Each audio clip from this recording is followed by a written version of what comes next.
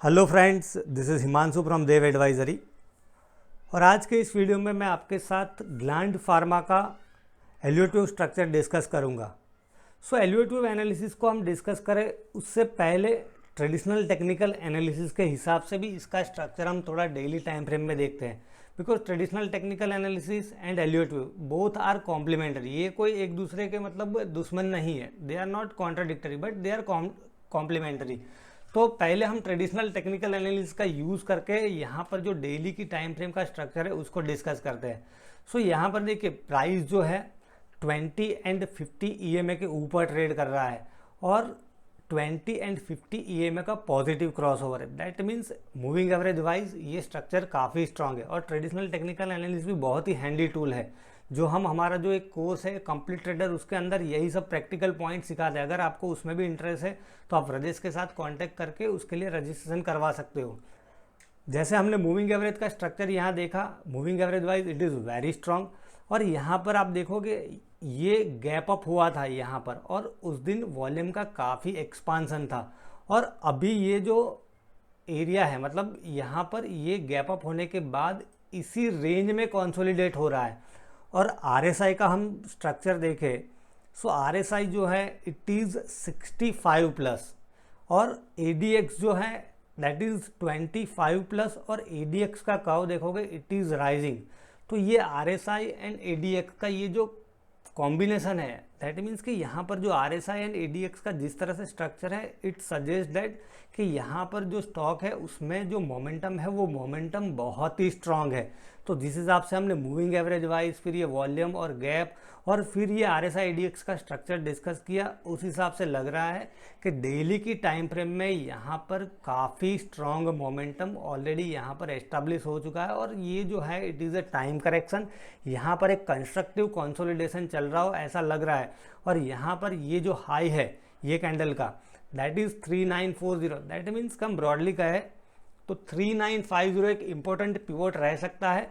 और जब भी ये 3950 को क्रॉस करेगा तो बहुत ही स्ट्रांग अपसाइड मोमेंटम होने की पॉसिबिलिटीज लग रही है, बिकॉज उस टाइम पे क्या होगा कि शायद हो सकता है कि RSI जो है वो 70 को क्रॉस कर ले और ADX है 30 को क्रॉस कर ले। तो RSI 70 प्लस ADX 30 प्लस, तो फिर क्या है कि स्टॉक में जो मोमेंटम होता है या तो 20 EMA से एक बहुत ही बड़ा डेविएशन हमें देखने को मिलता है।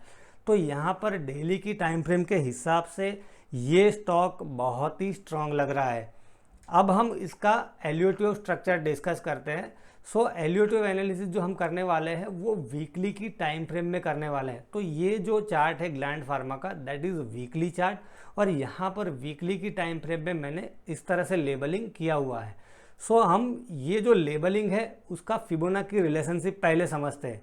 तो यहाँ पर हमने जो वेव 2 लेबल किया है उसका रिट्रेसमेंट किया है वो देखते हैं। तो वेव 2 का रिट्रेसमेंट आप देखोगे यहाँ पर that is exactly around 50% and this is perfectly fine as per the guidelines of wave principle. Wave 2 जो है काफ़ी शार्प रिट्रेसमेंट होता है जनरली 0.618 0.5 के आसपास या तो 0.786 के आसपास उसका रिट्रेसमेंट हमें देखने को मिलता है, राइट।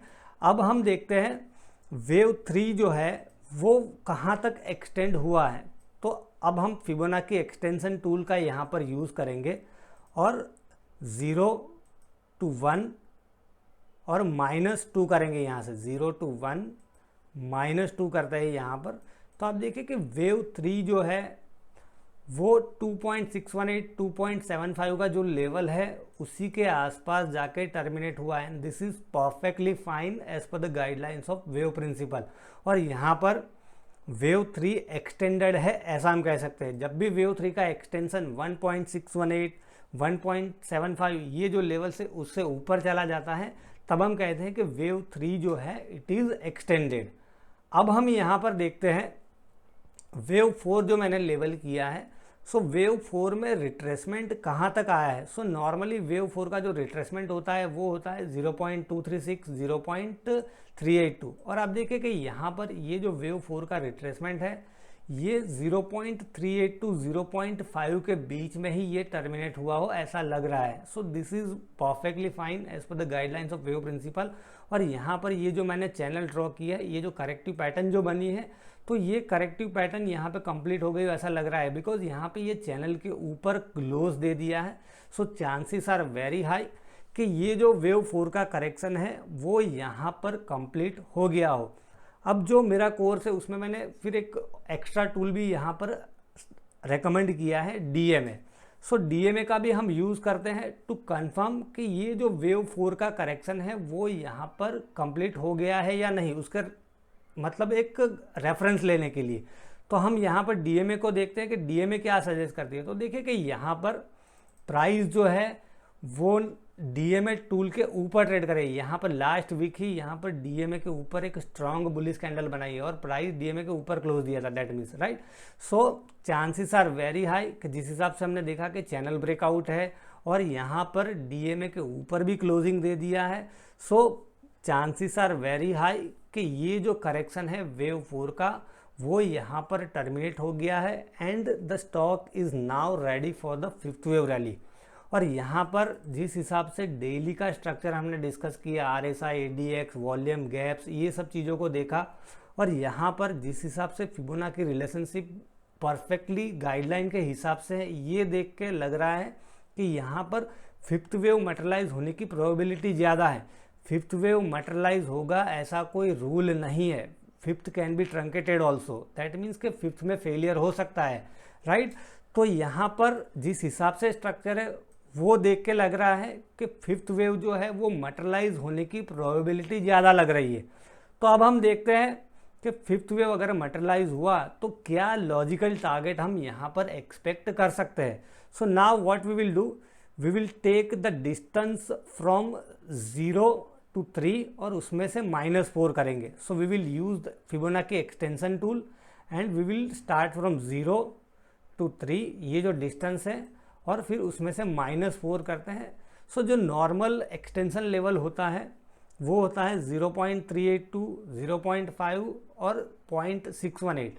तो यहाँ पर देखिए कि 0.382 का लेवल तो उसने ऑलरेडी यहाँ पे अचीव कर लिया, तो ये कोई लॉजिकल टारगेट नहीं है। सो यहाँ पर ये जो फिबोनाची एक्सटेंशन टूल है वो हमें सजेस्ट कर रहा है कि यहाँ पर 4638, 4950 ये एक रीजनेबल टारगेट जोन लग रहा है। सो ब्रॉडली हम कहें कि बहुत ही कंजर्वेटिव अप्रोच रखे यहाँ पर। सो 4500 के आसपास का हम यहाँ पर टारगेट एक्सपेक्ट कर सकते हैं। तो ये स्ट्रक्चर काफ़ी स्ट्रॉन्ग लग रहा है। 4500 या तो फिर कुछ एक्सटेंशन आया तो इवन 4900 के आसपास भी जा सकता है। तो अगर आपके रिस्क रिवॉर्ड में फिट होता है तो आप उसको ट्रेड करने का प्लान कर सकते हो। और यहाँ पर जो स्टॉप लॉस रहेगा that would be this swing low. यहाँ पर हम देखें स्विंग लो कौन सा है, 3312.15, और यहाँ पर देखें 3335, और ये जो स्विंग लो है दैट इज अराउंड 3355।